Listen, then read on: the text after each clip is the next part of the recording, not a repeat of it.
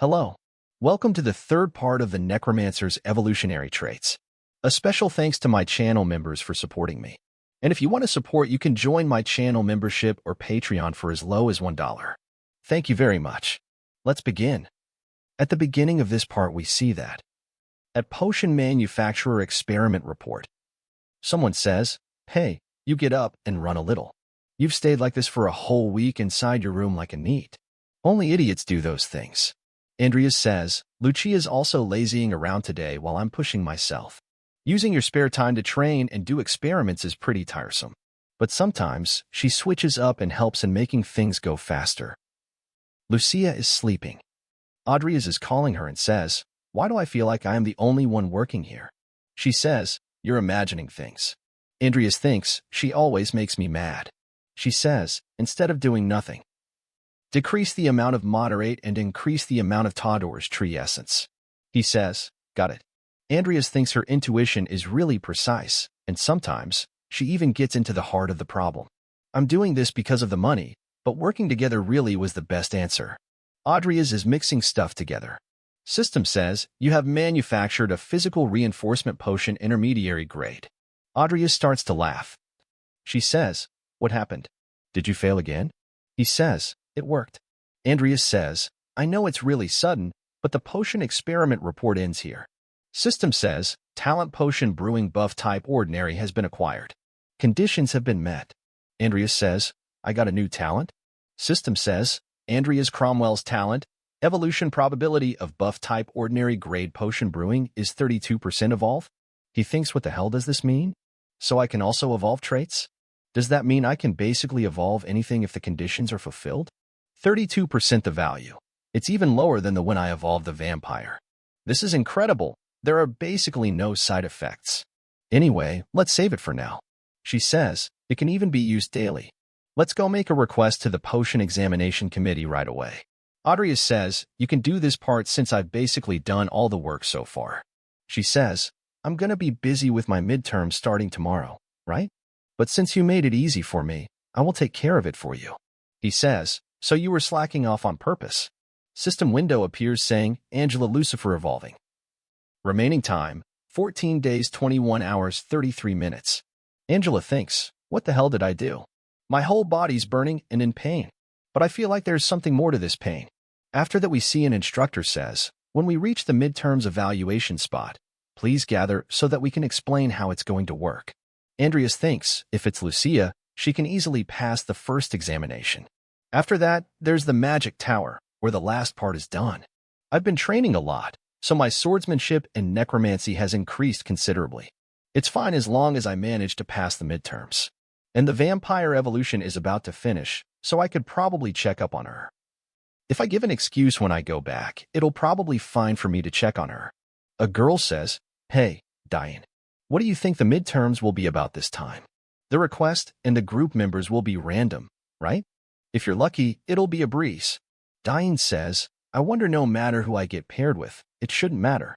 She says, "But it's not that simple. What if you get into the same group as him?" Instructor says, "In 1 minute, we will be arriving at Orkland training station." He says, "Everyone get off." They get off the train and instructor says, "As stated previously, the third year's midterm exams will be a group test with random members. Each group will be composed of 3 students from the warrior department, 1 student from the magic department, and a supervisor. The group will have until Monday to complete the approved task. I wish luck to everyone participating. Then, let's start announcing the groups." Audrey thinks, "Shit. In the academy, there are countless villains besides me and Sharon. And just in this exam, 2 are in my group. First one is a player who fought the cult fanatic Hazar Gapri. And the other is the Academy's indiscriminating murderer, Vivian the Lunatic. Why am I in the same group as them? Even my luck is that of a trashy characters?" Someone says, "Hey, you saw the photos, right? I'm Christopher. I'm in the same group as you. Nice to meet you. Seems like you're training like a warrior, even though you're a magician. You disgust me. Don't get in my way." Hazar says, "Hello, my name is Hazar Gapri. And I think being an unfriendly warrior is a big problem." Andreas thinks, "Here comes the fanatic." Vivian Belkin tells them his name. Andreas thinks, "Crazy guys." Christopher says, "Who are you saying isn't sociable?" Andreas thinks, "There even a mob like Knight in this group." They says, "So you're saying I should leave a magician copying the warrior's training style alone? I'm fine with it since everyone should get a little bit of physical exercise anyway." Andreas thinks, "Don't fight, you idiots. They're not the only problem in this group. Why do we also have a Yankee for a supervisor? This is the worst group ever." Instructor says, "When all the group members are gathered, the group can go get its request. Everyone please try to come back alive." Andreas thinks, "Coming back with this group? They are riding a train." Supervisor says, "I'll formally introduce myself. I'm Ivy Claire, the supervisor of Group 9. Here's what our group has been tasked with. Look over it carefully. Investigate a village in Baron Bolleric's territory. There's a rumor that the landlord of the village of Thrym has been murdered. We sent an investigator 2 weeks ago, but he has also disappeared. We are therefore requesting an investigation be conducted by the Mercenary Guild." She say, "Any questions?" Andreas thinks she's much more aggressive compared to the gang. Ivy Claire. Apart from becoming the youngest Aura Master in the near future, no more information is known about her character. Her skill is real, but I'm afraid her personality will make things difficult. Ivy says, "I heard that Seaweed Head over there tried playing a knight recently. A mage like you? What a joke. Can you even lift?" Andreas says, "I don't want to hear that from someone who need to chew on jerky to keep her cool." She says, "I can't smoke here. Do you want me to chew on you instead?" He thinks, "Please arrive soon." They reach their destination. Bolleric says, "You've come a long way. Welcome. It is a shame that this incident has happened, but I'll briefly explain the situation to you. The landlord of Thrym Village is my nephew. He was a baronet, but he had no family. That's all the information I know." Ivy says, "Thank you for the details." Servant comes and says, "My lord, the young master is." Andreas sees them talking. Bolleric gets up and says, "I have to attend to something, so if you'll excuse me first, best of luck to you all." Servant says, "Forgive our rudeness. The young master is unwell." Ivy says, "It's all right. We've gotten all of the needed details. We'll be leaving soon." Andreas sees the servant. They come out and Ivy says, "Good job watching over the equipment." She says, "He sure is calm even though his nephew is missing. He reeks. Hey, Seaweed Head, is that why you insisted for us to depart immediately today?" Andreas says, "Yes, there were many things seemed suspicious, especially the part about the missing investigators who lost contact. It sounded like a fabricated story. And it's also odd that they only sent an investigator once, even though a month had passed.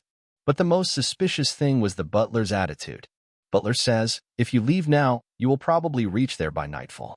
It would be better for you to rest up for today and leave tomorrow. Ivy says, I appreciate your concern, but no, thank you. Our job comes first. Andreas says, after we refused to stay, he looked as if his plan had failed. Above all, they looked anxious. They're trembling, their breathing and behavior, down to even their slightest gesture. It's clearly how someone would behave if they were hiding something. Ivy says, all right, let's head for Thrym Village right away. Andreas thinks, this request, there's definitely more to it. Christopher says, should we get a place to stay first when we arrive? Ivy says, no, the investigation takes precedence. Let's start by investigating the landlord's castle first. Andreas thinks the whole thing is suspicious, but all we can do for now is to check it out directly. Andreas feels something and thinks, what? My mana has suddenly started to shake. It's getting stronger the closer we get to the village. What's going on? Something happens. Azar says, hey, coach. Christopher says, move. He says, oi. What are? Coach is acting like a crazy man. And even horses are going crazy. They're going really fast. Christopher says, Hazard, something's wrong with the coach. He says, what's wrong? Ivy breaks the door. She sees something and says, damn it, it's too late. Everyone brace for impact. We're going to crash into the main gate. They get crashed into the gate. Everyone in the village is dancing. Like madmans. They come out of the carriage. Christopher says, oi, big head, what's going on here? What's wrong with the villagers? A mage like you should know. Andreas thinks, that settles it. This is more than just a mana anomaly. The fact that my mana is reacting means it's black magic. The fourth part of the necromancer's evolutionary traits ends here. If you want to see more, please subscribe and like. And if you want to support me financially, you can join my channel membership or Patreon only for $1. Patreon and Discord links are in the description if you want to support me. And a special thanks to all my Patreons for supporting me. Thanks for watching.